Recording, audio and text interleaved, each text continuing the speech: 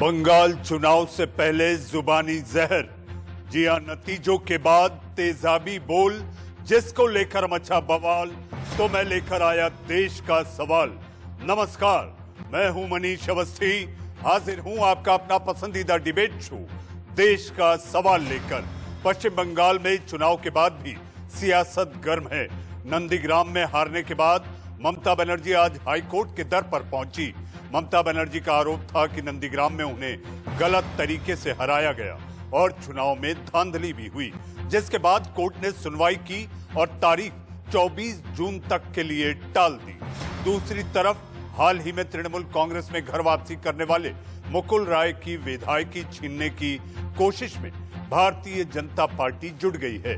नंदीग्राम से विधायक और नेता प्रतिपक्ष शुभेंदु अधिकारी ने मुकुल राय को करीमनगर विधानसभा सीट से विधायक के रूप में अयोग्य ठहराने की मांग की है। इसके लिए अधिकारी ने विधानसभा स्पीकर को एक अर्जी दी है और विधायक के रूप में उन्हें अयोग्य ठहराने की मांग की है। पश्चिम बंगाल में बीजेपी के घर के अंदर भी घमासान की खबरें हैं। इस बीच भाजपा के बंगाल प्रभारी कैलाश विजयवर्गीय का विरोध शुरू हो गया है। बता दें कि गुरुवार रात कोलकाता में बीजेपी पार्टी के मुख्यालय के सामने go back TMC setting master के पोस्टर लगाए गए थे। हालांकि इन पोस्टरों को अब हटा दिया गया है। ये पोस्टर किसने लगाए हैं अभी ये साफ नहीं, मगर ऐसा बताया जा रहा है कि मुकुल रॉय की टीएमसी में वापसी के बाद भाजपा के कई नेताओं ने कैलाश विजयवर्गीय की भूमिका को लेकर नाराजगी जताई है।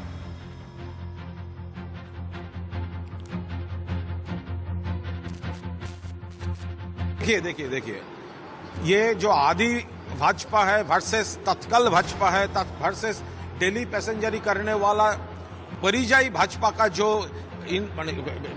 फाइटिंग्स है, ये जो अंडर करंट है, वो तो हमने पहले बोल चुका है। वो तो सर्कस चल रहा है। तो इलेक्शन का पहले वो था सर्कस पार्ट 1 और इलेक्शन का बाद अभी जो चल रहा है वो सर्कस पार्ट 2। जी हां, सियासत की कॉमेडी सर्कस के बारे में बता रहे थे नेता। बंगाल में हो रही हिंसा को लेकर बीजेपी टीएमसी पर हमलावर है। बीजेपी के महासचिव कैलाश विजयवर्गीय का कहना है कि बंगाल में राष्ट्रपति शासन जैसे हालात बन रहे हैं। ये बंगाल में जो वर्तमान में लॉ एंड ऑर्डर की स्थिति है, मैं ये कह सकता हूं कि वहां पर राष्ट्रपति शासन लगना चाहिए। पर जो सरकार 213 सीट लाकर अभी 1.5 महीने पहले जनमत जीता हो, उसको राष्ट्रपति शासन लगाना ये प्रथम दृष्टया अभी उचित नहीं लगा। पर हालात ऐसे ही हैं। मतदान के रिजल्ट आने के बाद से आज तक 45 से ज्यादा कार्यकर्ताओं की हत्या हो चुकी है। जी हां, बीजेपी के प्रभारी कैलाश विजयवर्गीय जो न जाने लगभग 2-2.5 साल से बंगाल में बीजेपी का परचम लहराए, इसको लेकर प्रयासरत रहे। आइए इसी पर बहस करने के लिए हमारे साथ मेहमानों का पैनल है। पैनल में आपके टीवी स्क्रीन पर हमारे साथ बीजेपी की नेता प्रवक्ता प्रियंका टिब्रेवाल। प्रियंका टिब्रेवाल हमारे साथ टीएमसी की नेता प्रवक्ता सुजाता मंडल, हमारे साथ विवेक श्रीवास्तव जो कि सीपीआई के नेता हैं, और ब्रिजमोहन श्रीवास्तव जी हां, प्रवक्ता हैं आप एनसीपी के और एनसीपी के राष्ट्रीय सचिव भी। आप सभी का बहुत बहुत स्वागत है। हमारे साथ प्रियंका टिब्रेवाल। प्रियंका जी, आप तो पेशे से वकील भी हैं, क्योंकि मैं ये देश के सवाल में मुझे इस बात की जानकारी मिली थी। आज आप पार्टी की वकालत करेंगी और नेता की भी, जिनके नाम के पोस्टर आपके बीजेपी कार्यालय के सामने लग रहे हैं। आखिर ये बताइए, ये टीएमसी सेटिंग मास्टर है कौन, और अगर कौन है ये बता रही हैं आप, तो ये पोस्टर किसने लगवाए? देखिए, ये सवाल आपको टीएमसी से पूछना चाहिए। ये दफ्तर आपका है, आपके दफ्तर के सामने लगे हैं। जांच परख तो की होगी आपने। हमारे दफ्तर के सामने तो टीएमसी ने बोरे भर के बम भी रखवाए थे, जिसकी सूचना सेंटर से मिली थी। क्योंकि ये तो यहाँ की पुलिस तो किसी काम की है नहीं, उनको तो ये सूचना भी नहीं थी। ये सूचना भी उनको सेंटर से मिली कि बोरे भर के बम रखे हुए हैं। तो वो किसने रखवाए थे? वो जिसने रखवाए थे उन्होंने ये पोस्टर लगवाए हैं। तो ये बात तो यहाँ हुई। और देखिए, ऐसे पोस्टर्स लगाने से कुछ फर्क नहीं पड़ता है, क्योंकि हमारी पार्टी जो है वो सांगठनिक पार्टी है और ये एक नेशनल पार्टी है। ये सबसे बड़ी बात है। तो जो लोग रीजनल पार्टी करते हैं और जो रीजनल पॉलिटिक्स करते हैं, ये उनके बियॉन्ड है, क्योंकि यहाँ तक का और वहां तक का संगठन जो है उसकी परिभाषा ही ये नहीं समझते। ये जानते ही नहीं कि एक पार्टी जो है वो आइडियोलॉजी और प्रिंसिपल्स पर होती है और उसे कैसे चलाया जाता है। जी, लेकिन प्रियंका जी, टीएमसी आप लोगों के लिए कह रही है कि बंगाल हिंसा के आरोप की नौटंकी जो है इसे आपको बंद करना होगा। आप लोग गलत आरोप लगाते हैं और बंगाल में जब सरकार चुन ली गई है तो सरकार, चुनी हुई सरकार पर इस तरह के आरोप, टीएमसी कहती है कि ये आरोप आप जो लगा रहे हैं ये गलत है। अब देखिए, मैं वकील की तरह आपको इस बात का जवाब देती हूँ कि इनके कहने ना कहने से तो कुछ नहीं होता। आज कलकत्ता हाई कोर्ट ने कह दिया, आज कलकत्ता हाई कोर्ट ने पोस्ट पोल वायलेंस जो हुआ है उसके ऊपर क्या कहा, उन्होंने ऑर्डर दे करके नेशनल ह्यूमन राइट कमीशन को पश्चिम बंगाल में एक कमेटी गठन करके यहाँ जो हिंसा हुई है उसमें ग्राउंड लेवल पर जा करके पूरा इन्वेस्टिगेशन करने का आदेश दिया कि आप इन्वेस्टिगेशन करिए और 30 तारीख को वो रिपोर्ट हमें दीजिए। और ऐसा क्यों कहा गया? उन्होंने ये भी कहा कि स्टेट पुलिस जो है उन्होंने अपना काम नहीं किया, वो वायलेंस होते जा रहा है, 4 तारीख के ऑर्डर के बावजूद लोग मरते जा रहे हैं, रेप्स होते जा रहे हैं, लेकिन पुलिस अपना काम नहीं कर रही, प्रशासन तमाशा देख रहा है। वो किस मजबूरी में देख रहा है ये तमाशा? और ये वायलेंस करवा कौन रहा है, ये सजा दे कौन रहा है?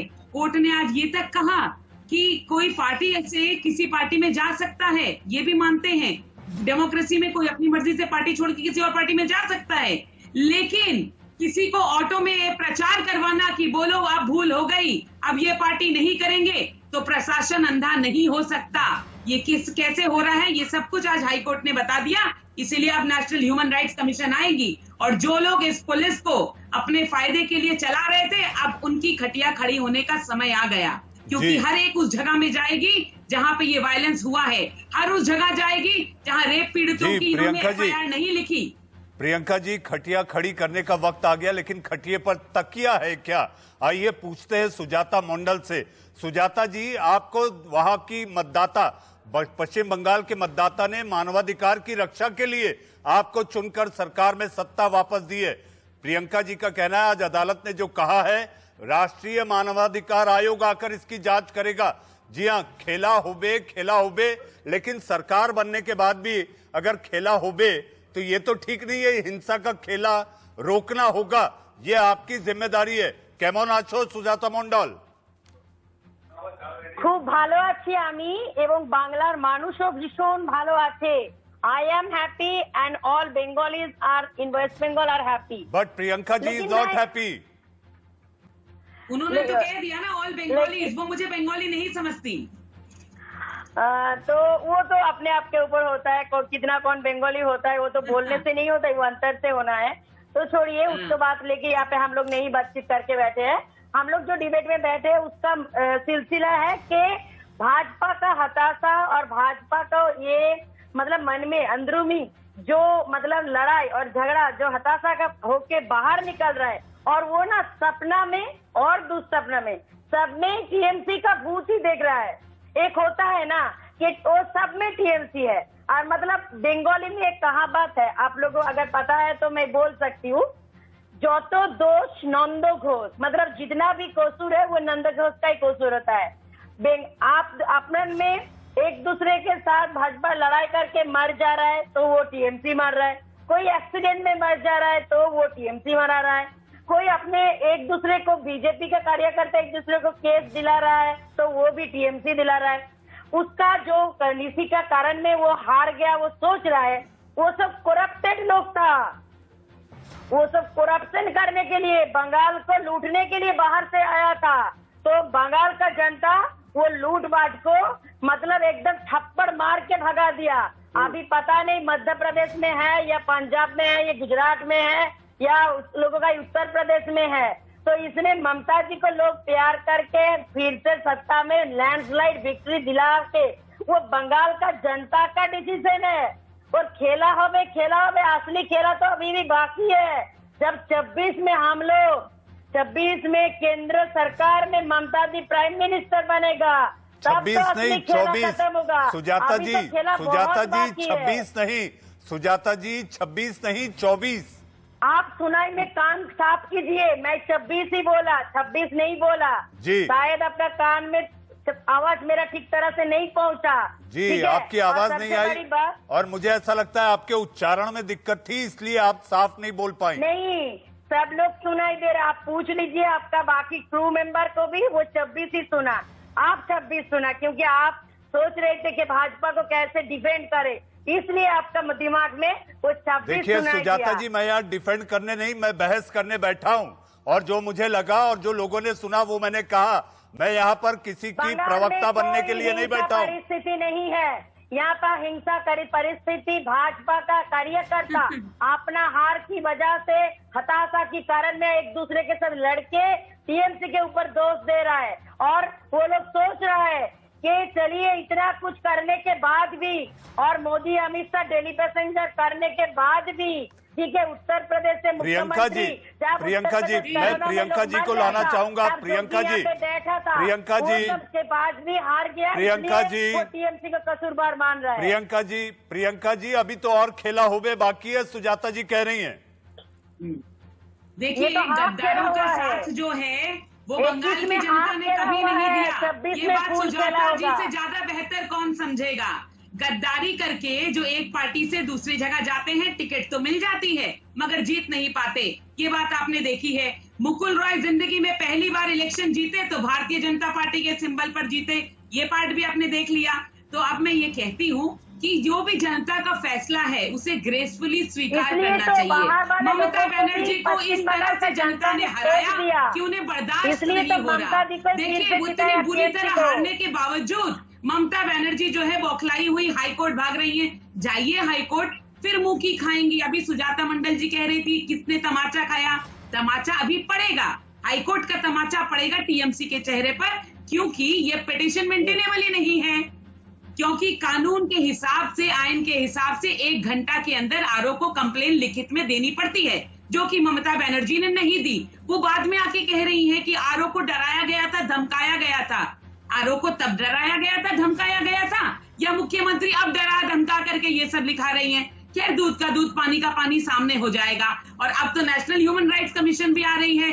तो जो लोग इस वायलेंस को यहाँ इतना बैकिंग कर रहे थे, अब जो है कंप्लेन उनके नाम पर भी फाइन होगी। तो आप देखिएगा टीएमसी के कितने एमएलए जो हैं उनके नाम पर कंप्लेन होती है, जी, क्योंकि सब शिकायतों कुछ का तो दौर, सामने आएगा। शिकायतों का दौर शुरू होगा और शुभेंदु अधिकारी ने ये शुरू भी कर दिया।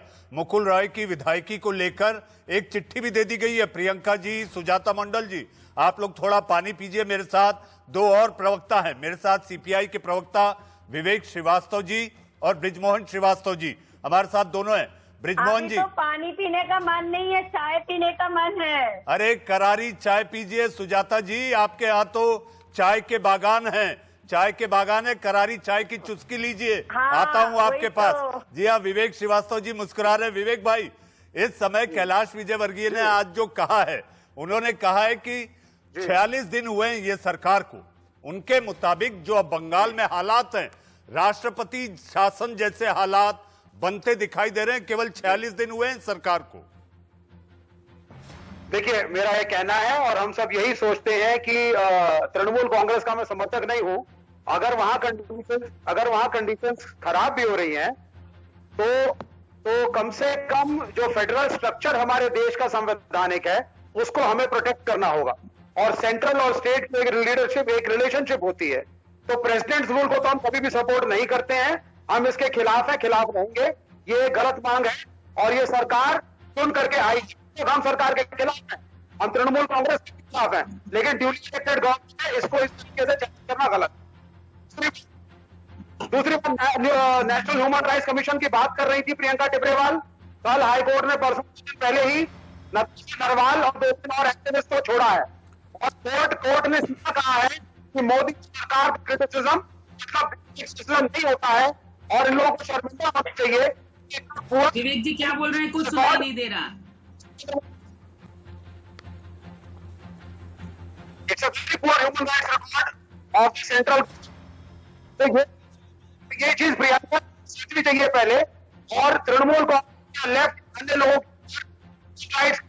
रिकॉर्ड लगाने से पहले खुद केंद्र सरकार के कितने प्रोटेस्ट। आवाज सुनाई नहीं दे रहा है विवेक जी का, शायद विवेक जी कह रहे नेटवर्क हैं, आवाज डिस्टर्ब सुनाई है। नहीं दे रही है। नेटवर्क जी। शायद डिस्टर्ब है थोड़ा। नहीं सुजाता जी, माहौल इतना गर्म है और बहस इतनी गर्मा गर्म हो रही है तो मुझे ऐसा लगता है आवाज पहुंचने में भी दिक्कत हो रही है। हम ठीक करवाते हैं इससे। विवेक जी आप अपनी बात पूरी करें तो मैं ब्रिजमोहन जी के पास जाऊं। अरे आप ऑडियो ठीक करवाइए, let Brijmohan ji speak in the meanwhile, let the audio be okay. जी। क्योंकि मेरे हिसाब से तो कमीशन का वायलेशन चल रहे हैं। विवेक जी आप अपनी बात पूरी करें। मैं सिर्फ ये कह रहा था केंद्र सरकार और प्रियंका के साथ नेशनल की बात कर रहे हैं। पहले सरकार के बाद में जाके मोदी सरकार नताशा नरवाल को किया, उसके साथ किया गया वो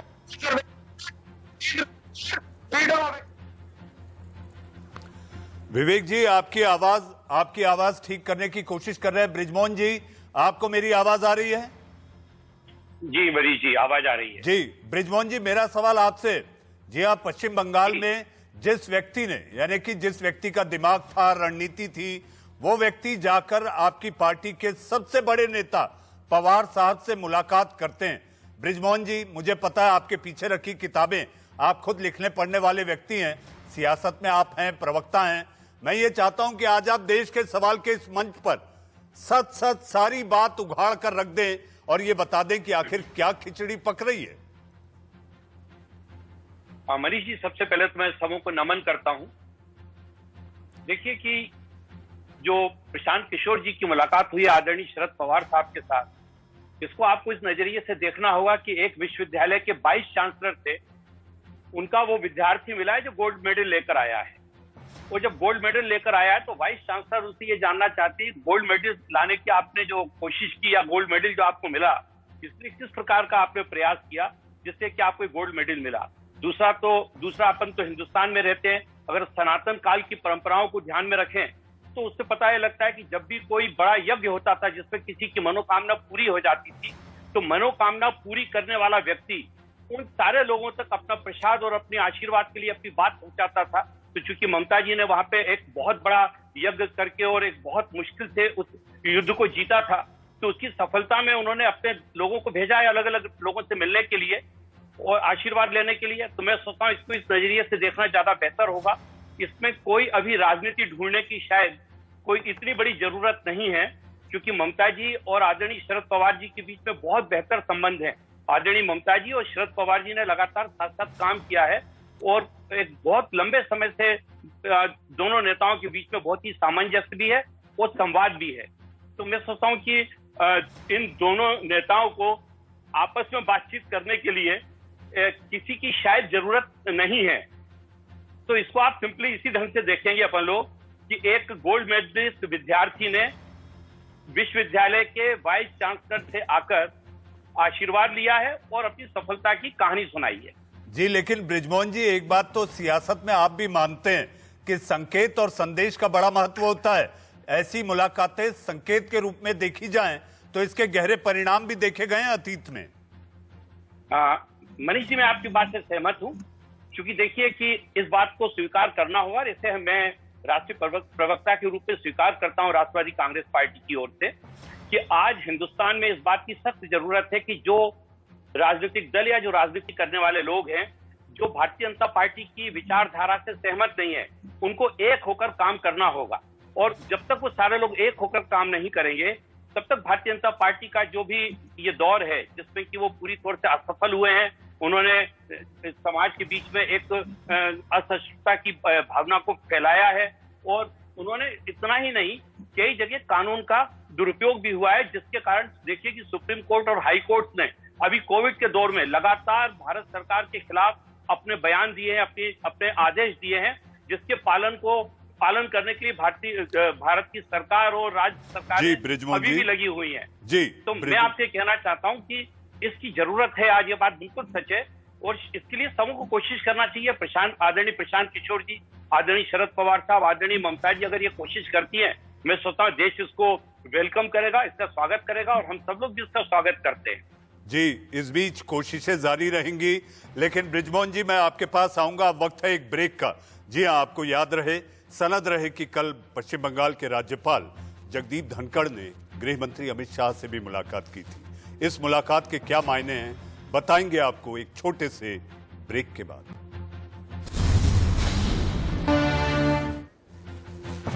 ब्रेक के बाद आपका फिर एक बार स्वागत है और इससे पहले कि हम अपनी बहस की ओर आगे बढ़े, आ रही है बड़ी खबर सूत्रों के हवाले से खबर। संसद की स्थायी समिति की बैठक में ट्विटर की खिंचाई की गई। बीजेपी सांसदों ने गाइडलाइंस के मुद्दे पर ट्विटर को घेरा। ट्विटर से कहा देश के कानून का हिसाब से ही चलना होगा। ट्विटर के प्रतिनिधि ने कहा जवाब देने के लिए अधिकृत नहीं। सांसदों ने पूछा जवाब देने के लिए कौन सी अथॉरिटी है। ट्विटर से पूछा गया गाइडलाइंस कब लागू करेंगे।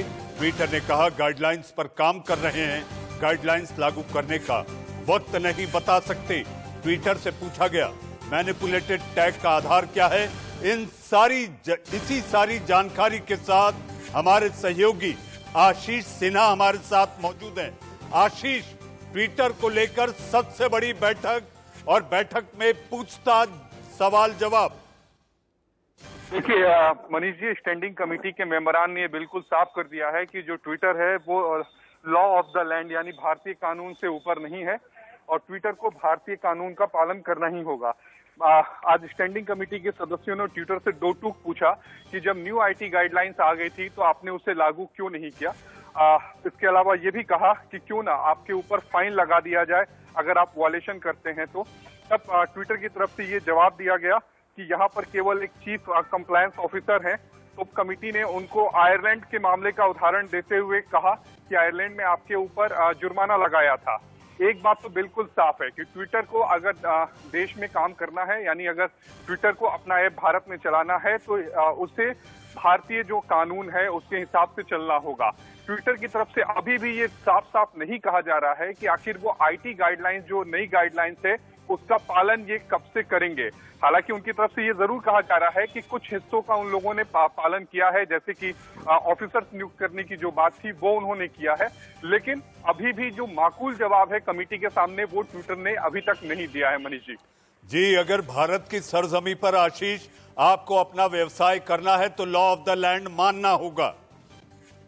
जी मनीष जी, बिल्कुल, ये बिल्कुल साफ सी बात है कि अगर आपको भारतीय जमीन पर अपना व्यवसाय करना होगा तो आप भारतीय कानून के हिसाब से ही चलेंगे, आप अपने कानून को नहीं चला सकते।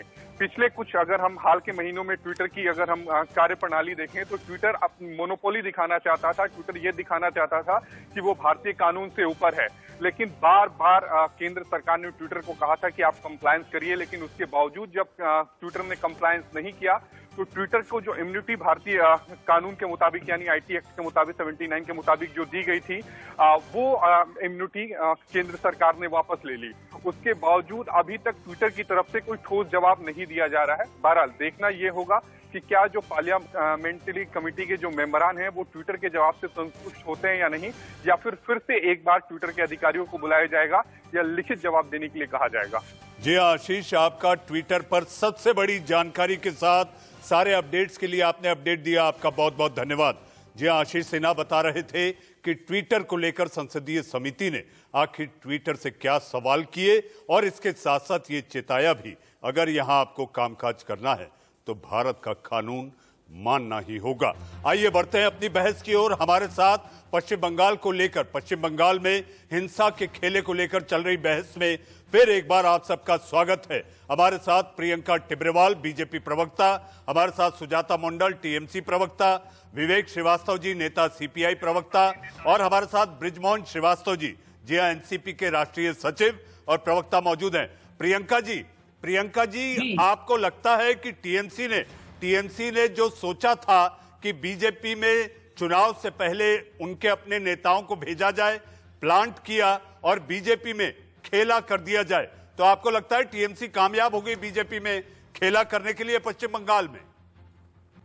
देखिए, मैं सोच जो है वो हमेशा पॉजिटिव रखती हूँ, नेगेटिविटी जो है उसको अपने आप से काफी दूर रखती हूँ। मैं इस तरह से देखती हूँ कि ग्लास जो है वो आधा भरा हुआ है। हम सिर्फ 3 थे और मैं आपको बताती हूँ जिस वक्त मैंने भारतीय जनता पार्टी शुरू करी थी उस वक्त तो हमारे पास एक भी विधायक नहीं था यहाँ पर। वो जो है वो 3 तक पहुंची गिनती और आज 3 से 77। तो पॉजिटिविटी को आप ये देखिए कि जहां 10% वोट था वहां 40 है, और ये देखिए कि कितने कम परसेंटेज से हम बहुत सारी सीट जो है वो हारे हैं, बहुत कम परसेंटेज से। मगर हमारे अंदर ग्रेस है कि हम उसे हार मान ले रहे हैं। हम ये मान ले रहे हैं चाहे जो भी हुआ, जैसा भी इन्होंने खेला तो इन्होंने कर लिया, मगर उस हार को हम स्वीकार कर रहे हैं ग्रेस के साथ। मैं ये बात समझ नहीं पाती कि मुख्यमंत्री को ये बात कब समझ में आएगी कि वो जनता से कह रही है और अपनी हार स्वीकार नहीं करना चाहती, नहीं मानना चाहती कि शुभेंदु अधिकारी ने हरा दिया। जी प्रियंका जी, एक छोटा सा सवाल, क्योंकि मुझे बहस भी खत्म करनी है और सारे मेहमानों के पास जाना है। टीएमसी और ममता बनर्जी ये रोना रो रही हैं कि आप हार तो मान लिए लेकिन रार ठान रहे हो। देखिए, मैं फिर कहती हूँ कि हम पहले 3 से अब 77 हैं। जनता पर अगर अत्याचार होगा, औरतों की इज्जत लूटी जाएगी, उनको बेआबरू किया जाएगा, लोगों को घरों में नहीं घुसने दिया जाएगा, वायलेंस किया जाएगा, तो बीजेपी नेत्री और एडवोकेट दोनों खड़ी रहेगी टीएमसी से मुकाबला करने के लिए। प्रियंका जी, आप खड़ी रहेंगी और मजबूती के साथ खड़ी रहेंगी। सुजाता मंडल, आपने प्रियंका जी को सुना, ये खेला बंद करिए अब, हिंसा का खेला। लगातार जो उन्होंने उल्लेख किए सारे नाम कि आप लोग आखिर आपके कार्यकर्ता क्या क्या कर रहे हैं। पश्चिम बंगाल में सरकार आपकी चुनी सरकार है, दमदार सरकार है, मजबूत सरकार है। विकास की बात करें, लोगों को लगे, विश्वास लगे कि हाँ ये हमारी ही सरकार है। हिंसा कब बंद होगी सुजाता जी? मुझे थोड़ा सा 2 मिनट टाइम दीजिए, मैं तीनों सवाल का जवाब देती हूँ। एक है, प्रियंका जी अभी बोल रहे थे 3 से हम लोग 77 बन गए, मतलब ये तो उस टाइप का बात है कि हम लोग फेल करेंगे पता ही था, उससे पास हो गया। मतलब जो लोग बोल रहे थे 200 ऊपर मिलेगा और चुनाव खत्म होने के पहले ही शपथ ले लेगा, वो लोग अभी 77 बोल रहे हैं, उसमें खुश हो गया। मतलब फेल सियोर था, स्टूडेंट को थोड़ा सा पास मिल गया, 34 में पास मिल गया। मतलब और एक बात बोला, और अभी 77 नहीं है।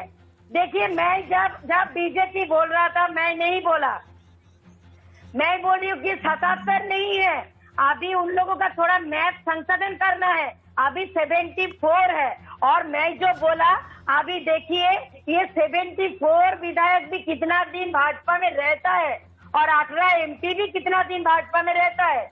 और सबसे बड़ी बात, खेला होबे जो बोल रहे हैं, हम लोग बाकी कुछ नहीं खेला कर रहे, हिंसा का खेला भाजपा कर रहा है। यहाँ का राज्यपाल जा के हिंसा का बीज ज्यादा उकसा रहा है, और वो अभी बंगाल का परिस्थिति। सुजाता जी, मेरे पास वक्त कम है, मेरे साथ 2 और प्रवक्ता है, मेरे साथ विवेक श्रीवास्तव जी है।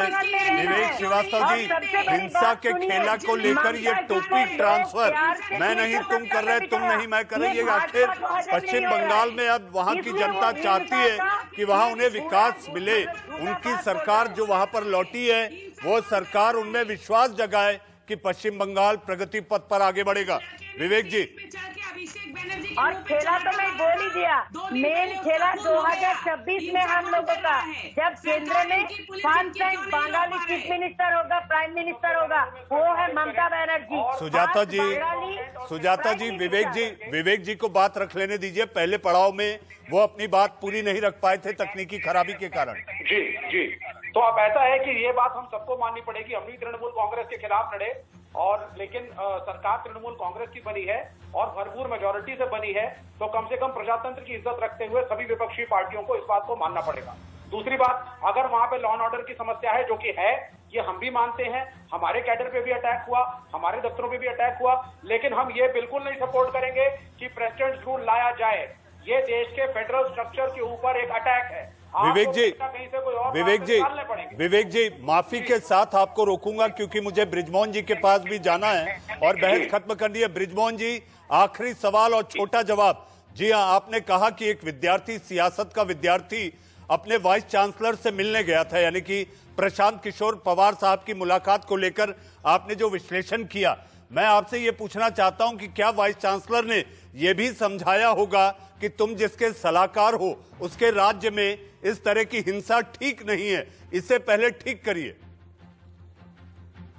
आदरणीय शरद पवार साहब हमेशा देश के कानून का पालन करते हैं और हमेशा वो लोगों को संदेश देते हैं कि हमको देश में कानून का पालन करना चाहिए, किसी को भी अपनी सीमाएं नहीं तोड़ना चाहिए। तो निश्चित रूप से उन्होंने ये बात की होगी।